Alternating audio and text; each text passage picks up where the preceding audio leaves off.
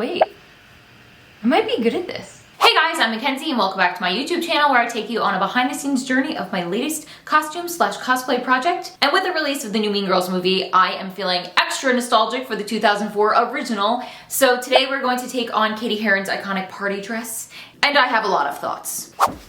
Let's discuss the materials because honestly, it's making my brain hurt. In my brain, when I think of this dress, I think it's satin. But then when I look online, everyone who's remaking it makes it in pleather. And I've only found this collection of pictures online that is like kind of clear. The big question is the black fabric pleather or is the black fabric satin? I can confidently say the pink fabric is satin. It needs to be ironed, but the color's pretty close and it is a nice, shiny, but thick satin. So let me show you the 4 black fabric options that I have purchased for this costume. We'll start with 2 bolts of satin fabric. And a sidebar is that I know I don't need 14 yards of each of these fabrics. This is for another costume. So here's our first one. Take it in. It's pretty thin, so I'm leaning towards not using this one. Our second satin, this one is more of a matte satin. In the pleather category, this is a 4-way stretch pleather. It looks as such. And this is a 2-way stretch pleather that's a little bit thicker. If we're tossing out the satin category, we're left with pleather. This one, for me, crinkles too much. And this one is perfect. I feel like they have the same draping effect, and that's what we want because that's what her dress has. I did do a poll on my Instagram story, and here are the results.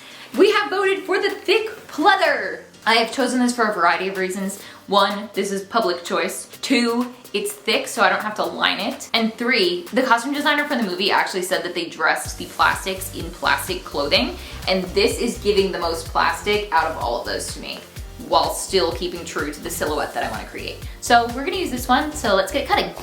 Per usual, I couldn't find a pattern that had everything I wanted in one, so I did a little Frankenstein action and expanded the sides on this bodycon dress that had seams in the right areas. And then I'm gonna have to figure out how to do the front stripe because it's off center. I'm really committing to this fabric because now we're cutting it, although I did second guess it the entire time I was making it. So it's really dealer's choice. If you want to make it satin, make it satin. I might make one again and make it satin and see what it looks like. Here are all the pieces cut out. I'm just going to be assembling this like I would a normal dress and dealing with the stripe once I get to the inner point. Okay, so I figured the satin stripe is about 4 inches wide and I need to slightly off center it. So I'm attaching it to this middle piece, which is supposed to be one big center panel. And then I'm sewing it down and doing a pink top stitch to make it have that effect that hers has. And my savior was the walking foot because the regular one kept sticking to the pleather. And then I just assembled the rest of the dress and attach it to the pink part, which I left for last because it was the trickiest part and it took way longer than it should have. Okay, I was getting really worried about the stripe in the front because the pattern has curves here for a boob, and normally I just sort of ignore the boob curves but since Lindsay Lohan has a lot more going on up top, I have purchased a super mega push-up bra, so we need to allow the boob curves to happen. So it actually worked. I did like this little, see there's a curve here. So I probably should go put the bra on to try it on before I fit everything. There's this stripe and it looks, is the stripe too big? No, her stripe's pretty big. I feel like that looks pretty good. Not bad. I need to take in all the seams, but I think I'll just take this in a little bit more and then it'll be good. Okay, this is taking me genuinely so long, but all I need to do is pull the sides in here, but we've put in a zipper, which is my least favorite part. And I think it's coming out okay. Hey guys, I'm Mackenzie, and oops, I was originally going to make this into 2 videos, one for the dress and one for the makeup, but that seemed dumb because they were each like 4 minutes, so congratulations, here's a surprise makeup transformation. Well, my eyes seem to be rejecting them. The green contacts have been unlocked. I already have a base on my skin, so I'm gonna start with contour. Her nose bridge is a little bit wider than mine, so I'm gonna try to create that shadow. And I'm gonna go into my cheek area. I think for the most part, Lindsay and I have the same jaw structure, so I'm gonna leave my jaw alone, but I am carving out some cheekbones and pulling my forehead in a little bit.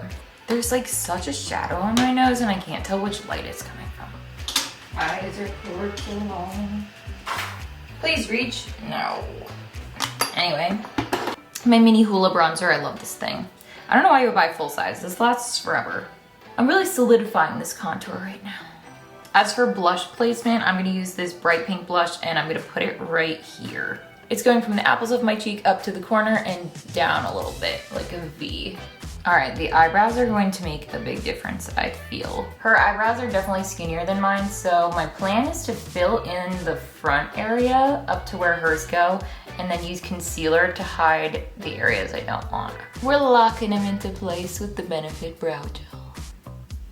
I want them to be more curved because her eyebrows are more curved, so trying to make that swoop.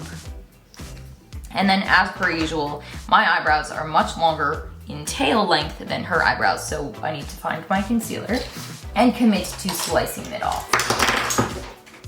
It's good, not great. This one looks better. This one, so I'm using this sparkly palette, and I'm just gonna do that before I go in with the heavy 2004 eyeliner.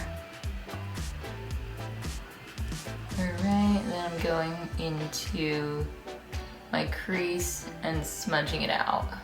And then I'm taking the sparkle and putting it on the inner corner of my eye and dragging it across my lid. I just got this palette and I'm really excited to use it, so I feel like a good excuse is to take these like bright whites and use them for the inner corner of my eye to brighten things up. I could even use it as highlighter. Okay, now it's the most important task, which is the eyeliner, and I have to get the eyeliner just right, so I'm nervous. Enter my smudgy 2000s Pat McGrath eyeliner. I'm gonna try and make this one a little bit more controlled than the last time I used it. I'm keeping it off my waterline because I'm going in with white, which makes my eyes look a little bit bigger, specifically just on the waterline. I have to like channel inner 13-year-old me when I used to tight line my eyes, though I don't remember being particularly good at it then either. We're taking an angled brush and smudging, but a controlled smudge. Just poked myself in the eye. Okay. After stabbing my eyeball. I don't want to be having a cat eye either because her eyes are round, so since we don't have the same eye shape, I'm trying to mimic the roundness with my eyeliner shaping. Now we gotta do white eyeliner on the waterline. See? They look bigger. It always works. That's looking like something. I still look like me, but I feel like once we have the wig on, it's gonna be more convincing. I don't know if false lashes were like as big of a thing in the 2000s, but I feel like she doesn't wear them. So I'm curling my eyelashes to the moon. Fave mascara ever, the Tarte Tubing. Tartelette? The Tartelette Tubing mascara. Gives you that false lashes look because it builds upon itself, but then it washes right off. It does look like your eyelashes are falling off the first time you wash it off when you don't realize that that's just how it works.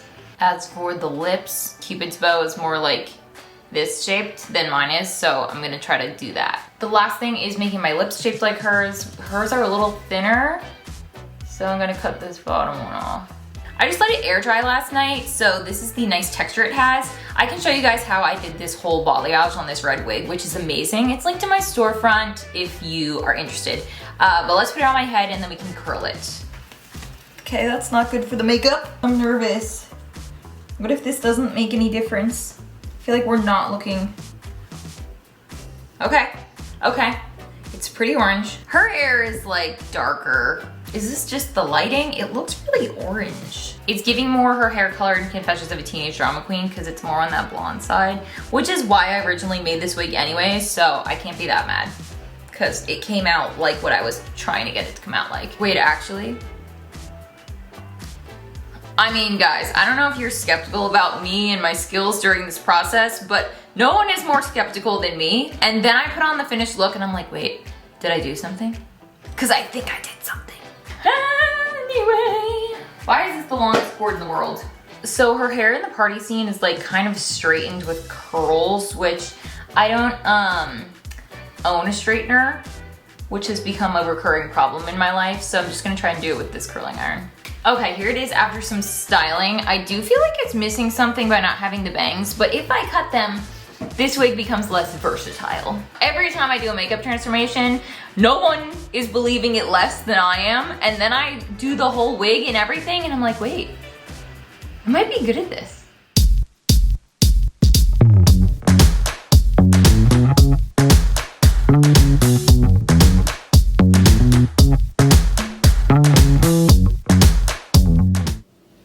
Every time, but I'm actually so shocked with how good the makeup came out.